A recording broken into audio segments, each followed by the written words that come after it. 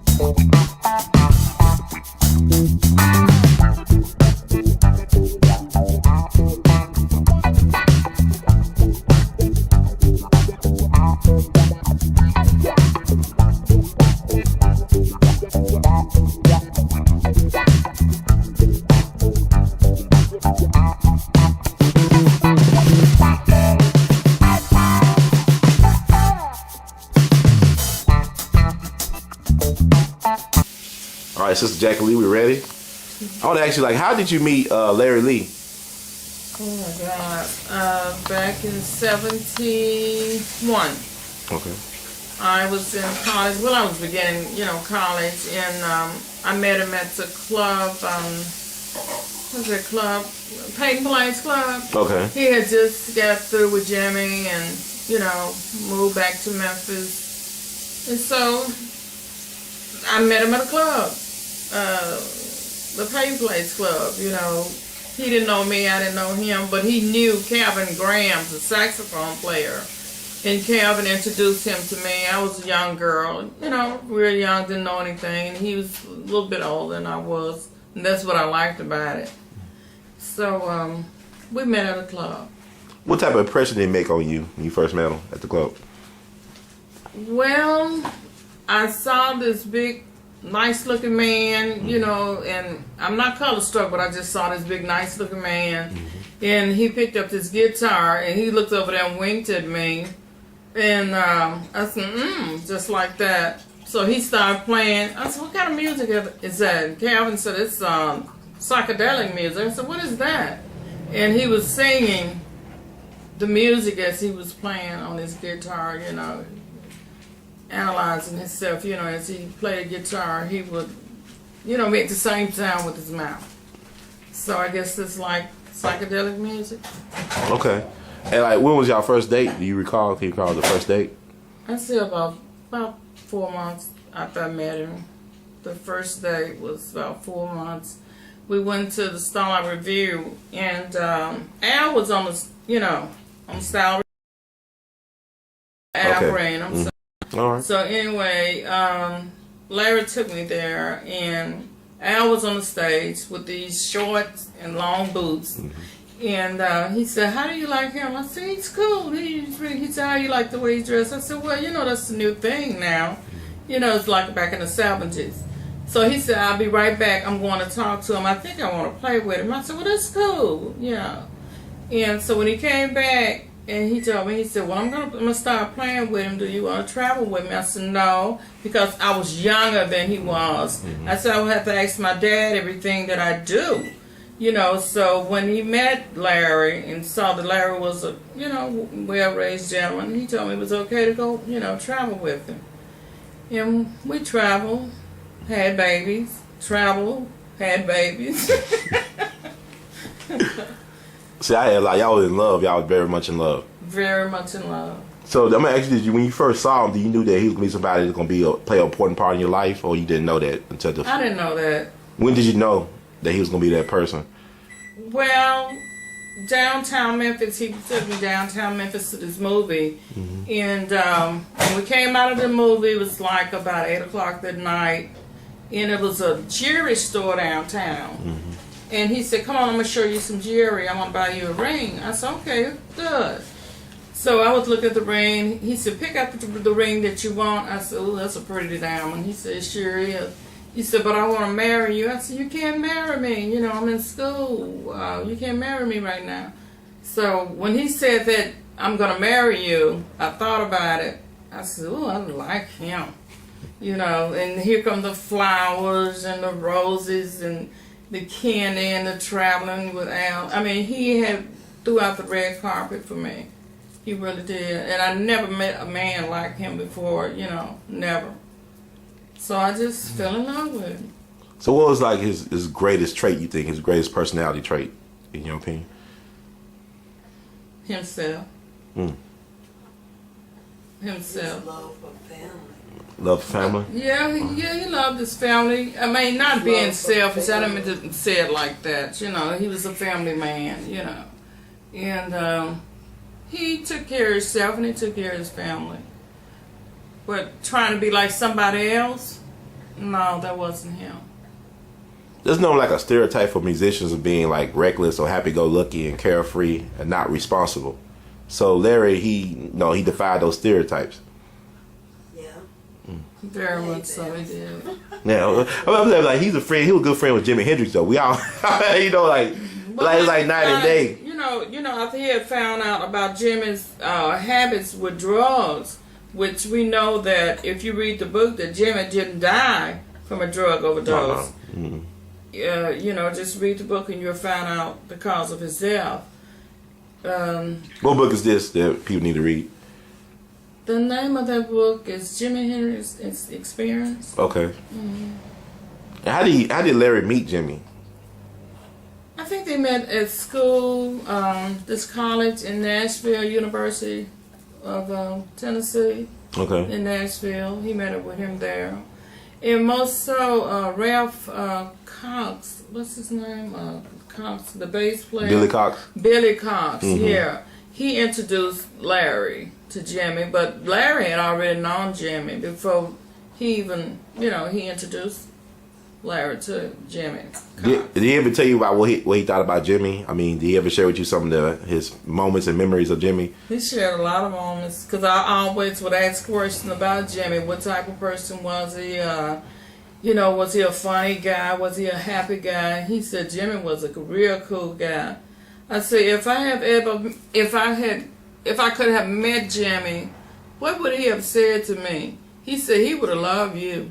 He said he really would have loved you because, you know, I'm tall with this afro, looking like Jimi, but I'm a woman. Because I used to like to wear the blue jeans and the big, you know, tops back in the days and stuff. And it was fun. It was fun. He shared a lot of memories, but I can't really remember because after Larry left Jimi, he went ahead and started working with Al Green.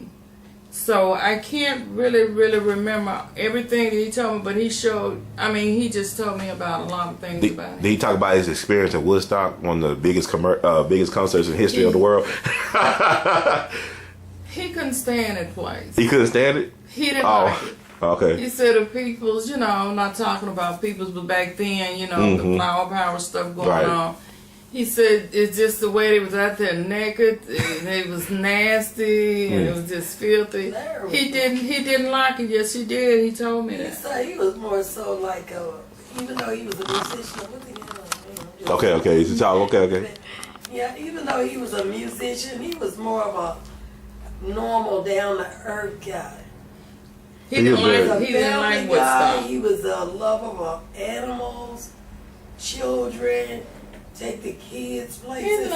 He loved traveling and stuff, but his main thing was the love of family and making sure his family was okay. Even the cats, the kittens, the puppy dogs. He was just he wasn't your normal musician. I see. You know, he did his work on the road, I'm sure, and I was living in New York at the time, and I wasn't sitting far from they was at Yours Theater. I wasn't sitting far from the front of the stage. I was probably about on the 5th row. And I walked up to the stage, and Jimi and Daryl came and pulled me up on the stage. And I said, we got some Memphis people here. But he was so concerned about, you want to go home? But he was he was a great musician. Great musician, but the most important thing to Larry Lee was family. Oh, wow. Was family. He couldn't wait to get home and sit that guitar right there where that mirror is and come in here where his family was. And to brag about Well, he Jack what he wasn't no really great was cook, talking but he about. thought He hated my everything- cooking. he But I'm loved just Yeah, you saying, but he would always say, "Baby, that's some good food." He loved her cooking. He thought she cooked. Cooked No, he hated And the we was cooking. like, I heard him when he said, He just ate it anyway, huh? He said, "That's my wife. That's the worst cook in the He thought the world." world of his wife. Yeah, He thought the world of his wife and his family. He thought, he thought the world of her. He Wow, did. it's refreshing to hear that. Actually, I'm really. He was a musician and he traveled the roads and went some of every. But what I'm not cutting you out saying, but what I'm saying, he was asking about how did he like Woodstock, and I was just letting him know when he got off the helicopter and stuff, and he said all these people's down there, they was naked and didn't have on clothes, and they were just look. They had been out there like 3 or 4 days. Who want to be in mud 3 or 4 days? You know, he didn't like that part, but he enjoyed the idea of being on the stage with Jimi. Right. He actually performed several songs: "Gypsy Woman," "Mastermind." And, Yes. He did a Nat King Cole song and 2 more other, I think a B.B. King song. Okay. And something else that he did, but they cut that out. They didn't play that. Why they cut it out? I don't know. And I've been trying to find out why did they do that. Because I want the raw version, but they didn't cut it out. I would like to hear him, on the stage, but they cut him out. And they just started with Jimi. But he just came from Vietnam before he went to Woodstock, right? He was just coming out of Vietnam. Yeah, just got back from And he had got a metal plate in his head from that. No, what it was a grenade. He was over like 15 guys, and to save their life, he was telling them, get down, get down, get down. And about that time he got down, the thing exploded and hit him in his head. Wow. And they rushed him, the helicopter came and rushed him to the hospital, so they took him off the duty where he was out there fighting and put him in a little city. And the little kids would come around and play with him. Oh, he was crazy about children, over there. He cared a whole lot about those peoples over there, even though it was a war. Was he conflicted about being on there then? I mean, did he agree with the war? Was he drafted? He was drafted. So okay. I mean, yeah, Muhammad Ali at the time, conscientious, objective. Then, it's like he's a family guy, so I can see how Woodstock would be kind of hedonistic to him. I mean, he come out of a church background, very, grounded, very. I mean, I don't like to call it conservative, but this is very, I guess, this normal family thing. And to see people acting kind of hedonistic, and that would be kind of like a culture shock to anybody, I guess, that's not used to it. But like, what I'm asking is, like, how did he hook up with Al Green? How did that happen? Back in the 70s. Well, he was trying to get with Al. I think he said it was like 68, and he, I think he left service and got back like in 69 from the Vietnam War, and went with Jimi. And then when he came back from Jimi, he went to the Woodstock thing, and Jimi wanted him to play with him. And they went to this place that was in New York. And he said it was a big old hotel room, and everybody was just hundreds of people sitting up in that little room. Wow. And they was all just like high, And Jimi just walking around just smiling. Larry told him, I need to talk to you, Jimi. And so Jimi was kind of floating at the head, for us, what they get high for, I didn't know, I was too young. But anyway, Larry came back the next day to let him know that he wasn't going to travel or play with him anymore, that he had found somebody else that he'd rather be with. Wow. Because he didn't like the crowd that Jimi was around. I mean, they just kept him drugged or whatever, I mean, it's kind of like, it's eerie to think about what you talk about. 'Cause I think about Whitney Houston. Yeah. And all the revelations coming out now about it. And it's like the way they control artists to keep them drugged up, to control their careers. You know what I'm saying? Like the powers that be that run that industry. Music industry is very interesting. I know you got some stories about that. But I know, my understanding, did he actually give Jimi Hendrix his coat, his winter coat, to take with him to New York one time? And Jimmy was homeless for 6 weeks. The only thing he had was that winter coat. Larry never mentioned that. Okay. If he did, it probably was personal to him and just really didn't want to say that. But he never did mention that to me. I know Jimmy gave him a lot of them little, those little jackets with the shingles. He gave him 3 of those. Did he ever keep all that? Did he keep that clothes that Jimmy gave him? Yeah. They are in museums. Okay. Now, what was his response? Did he ever tell you where he was at when you heard the news that Jimmy passed away, or what his response was? Larry was at home when he heard that. He had just left that place to let Jimmy know that he wasn't going to work with him anymore. And about 3-4 days later, he found that Jimmy had died. Wow. Yeah. So he just had an intuition that he do the things that ain't going to turn out too well. He had a feeling. It was so many people. There was like 2 people that always would follow Jimmy, and Larry didn't like that feeling. He didn't like that feeling. He said it was gypsies. And he was trying to pull Jimmy out of that stuff, but Jimmy just, they kept pulling him in. They didn't like Larry because Larry was trying to save his life. Right. He saw what was happening. Anytime somebody want to destroy their life every day, like getting high for drugs and stuff, and if you got somebody that's close and they love you and they're going to try to take you away from that, and these people's pulling him back in, so I guess he must enjoy what they was doing. It's like you talk about people. When I'm reading books about Charlie Parker and Miles Davis. People talking about an addict. The addict doesn't have a personality. I mean, but it's like Jimmy had a lot of personality still left in him. Jimmy was a beautiful person, Larry said. Even when he was using drugs. Even when he was using drugs, but he didn't like seeing him, like that. Because he cared about it. That makes sense. Yeah, he did. He really didn't like it. He said something. He told me once that something happened in that ambulance. That's where they laid him back in the ambulance instead of sitting him up. When you aspirate, right? And they had been drinking a lot of wine and stuff, and they instead of them setting him up to keep the fluid, from going into his lungs, they laid him back, and so therefore he aspirated and it went. He don't think it was a murder though. I mean, he think he was murdered. I mean, I be here like his manager. Is it okay for me to say? Yeah, I mean, you can say what that my husband thought the FBI had something to do with it because he said that Jimmy had did something for the Black Panthers and they didn't like that, and so they thought Jimmy was like anti-American. He was in the Army, right? He was 101st Airborne, right? Yeah, he was in the Army. He was very, what you call it word? Patriotic or? Patriotic. That Star Spangled Banner he did with class like Whitney Houston's national anthem. He was very patriotic, and they didn't think that way, and they just started sending gypsies to him. Gypsy, get him high, get him high. Interesting. That's what Larry said. I also heard his manager was in British intelligence or something like that. He was an intelligence officer. Or he worked with British intelligence, his manager. I think so. This little, Caucasian guy. Yeah, I think so. I mean, people like, it's funny how they tell us a story. Cause I know I read stuff about Tupac and Biggie when they got killed. You had FBI on the scene, or you talk to civil rights activists. You had FBI present when civil rights activists was getting beat up and stuff like that. Yeah, even had some FBI in the Klan committing crimes themselves. Right. So why do you think people have a hard time believing that Jimmy was murdered instead of just dying of drug overdose? Why do people think that Jimmy was murdered? Because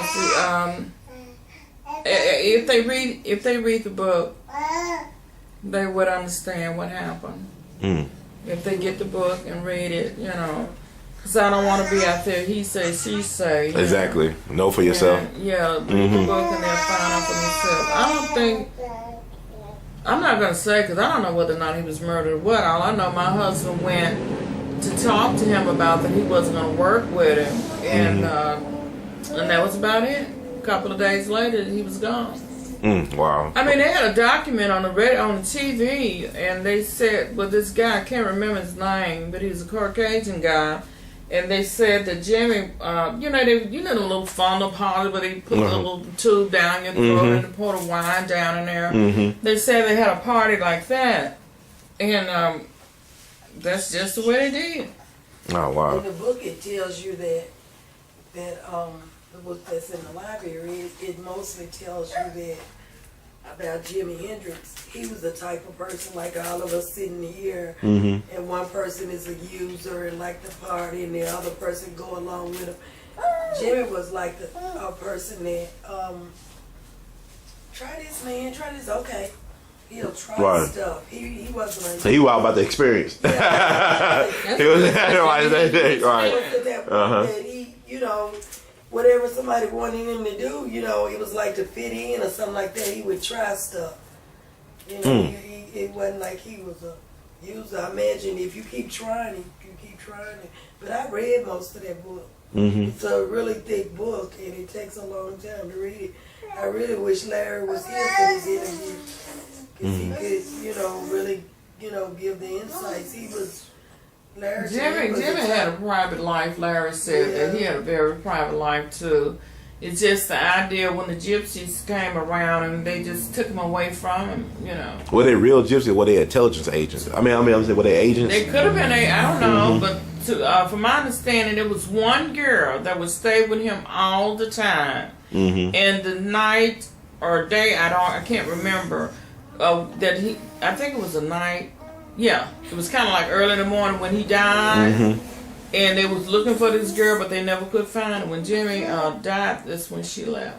Did Larry feel threatened by these people? Did they try to threaten Larry while he was around Jimmy because they saw he was a common influence? Or? No, because Larry wasn't going to have it. All right. He wasn't going to have it. He'd let him know. I mean, he just got out the Vietnam War and like a little hero coming home.